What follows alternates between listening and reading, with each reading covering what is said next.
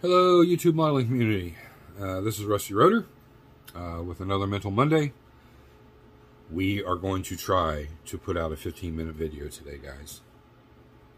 This is my mental part of it, and a little something else. So we'll do that real quick because it always takes the longest.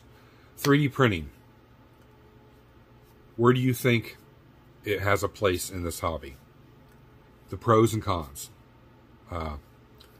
This isn't a thumbs up or thumbs down thing, guys. This is communication between me and you.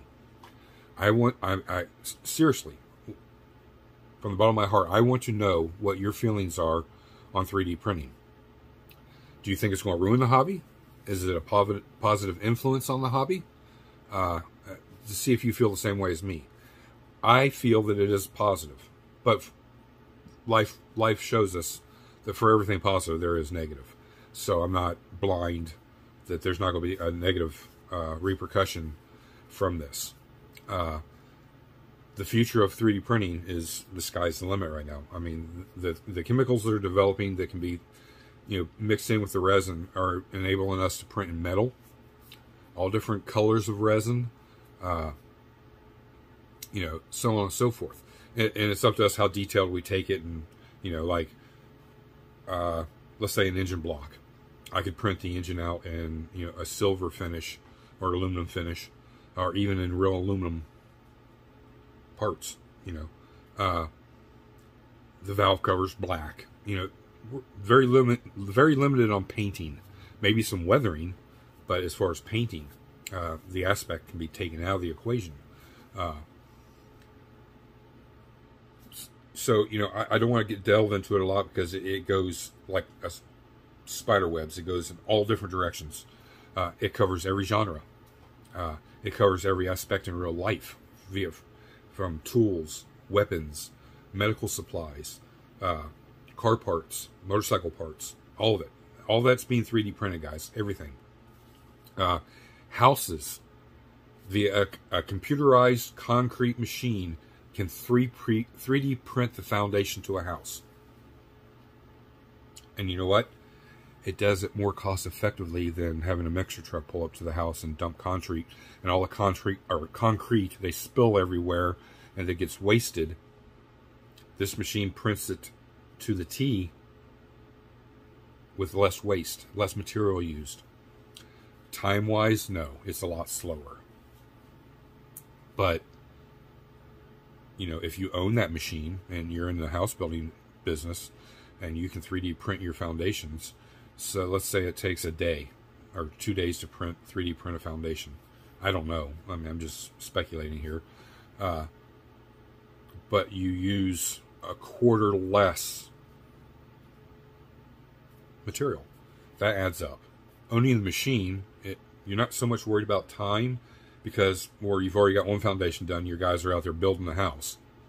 So, you're working on your next foundation. You got a crew that just does the foundations. It can become effective, positive way. And I'm sure it's got some negative side to it too. But 3D printing is going, in all different directions. But directly what focuses, or I want us to focus on, is what appeals to this hobby. Where we're at. Is it a pro or is it a con? Do you think it's going to get better? It's going to get worse? If it's too much for you guys to leave a comment, I understand. Drop me an email. Let me know your opinion on it. What do you think? I don't care if you're a printer or you're just a consumer. You buy the product. I'd like to know the opinions on this. I'm never going to take this to a business aspect of it. So I'm not trying to get, feedback information with that. This is just from my own personal knowledge, from what I've researched and I read and I watch and I see and I get told by other people. I have family members that are in the medical aspect of it. I have family members that are in, other aspects, and they all act, well, you got a 3D printer, we use this for this. So it's all around me, or all around us.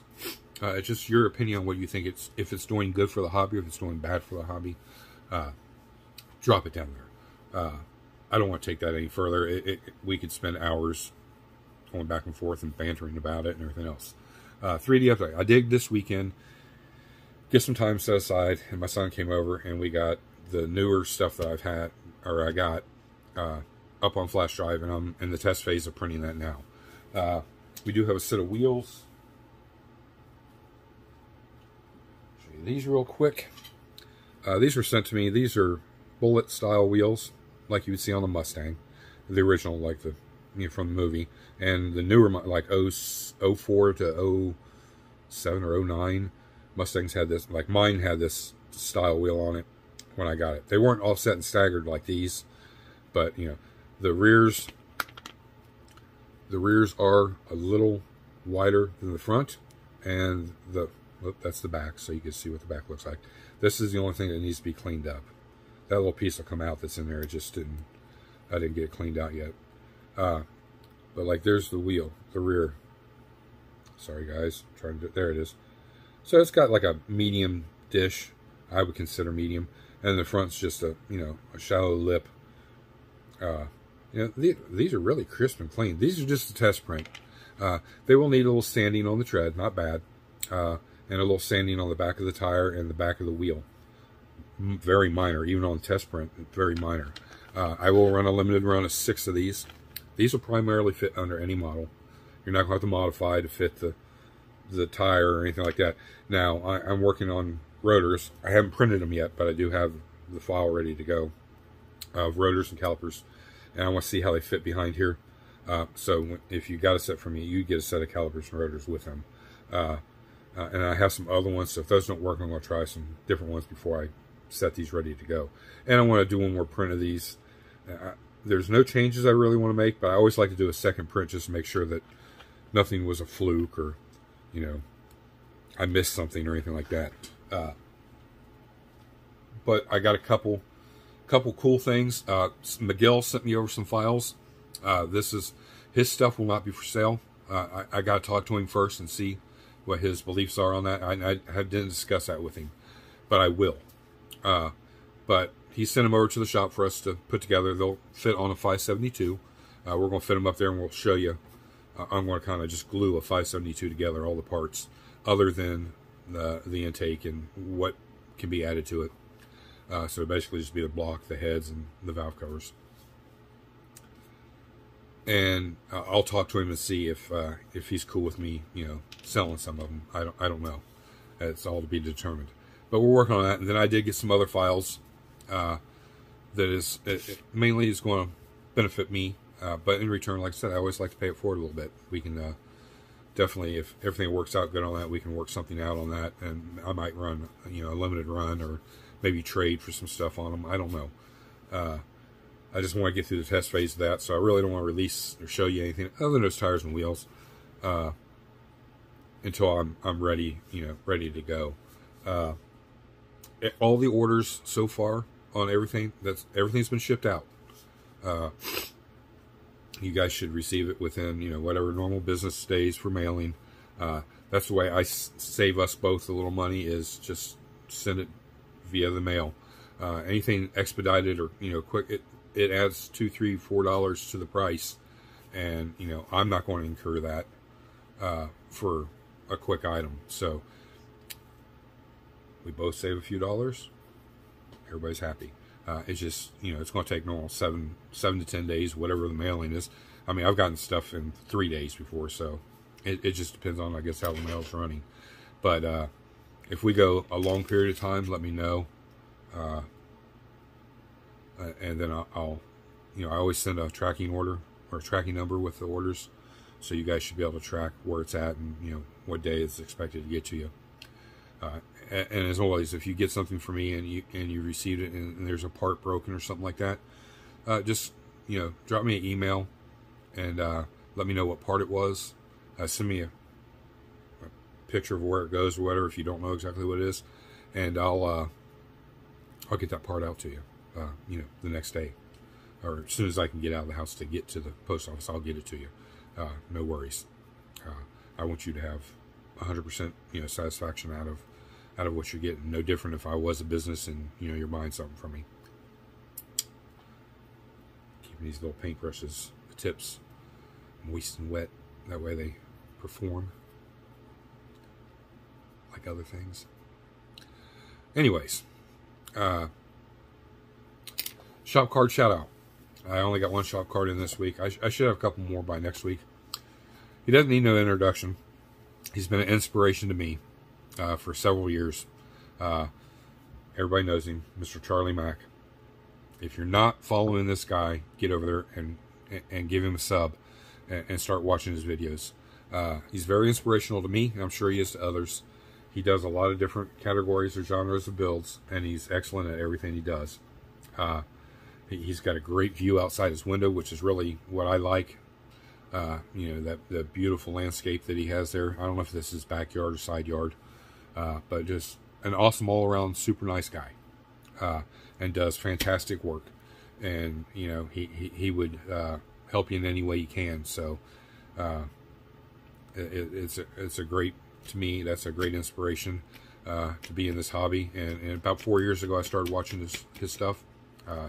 Pappy Fred Henry turned me on to him, and you know, I've been watching his stuff ever since. And it's the same way with a lot of other guys. But you know, Charlie Mack, I'm always trying to get caught up on his videos. Thank you for the kind words, Charlie. I appreciate it. Like I said, if you're not over there, get over there, show him some love, show him some support. And you know, same way here, guys. Get down there, leave those comments, thumbs up, thumbs down, hit that bell notification, drop me a sub. We're like 650 something in subs. We're creeping up there. Everything's going good. There's no rush. You know, the faster we get to 1,000, the faster we can do this giveaway that I'm excited about, and I can't see straight over anymore. When we get into that 800 area, we'll start defining everything, each category of prize. To me, it is going to be epic. It may not be to you. I don't, you know, I can't say anything for anybody else. I hope it is. I hope you get excited about it. I hope you win. You know, it's going to be the luck of the draw, and the drawer will be my granddaughter. You know, she's 5 years old. She's not corrupt yet. You know, she's still innocent. So we're going to do it that way. Have a little fun with it. I like to involve my grandchildren and my children in the things I do. So I hope you find some enjoyment in that.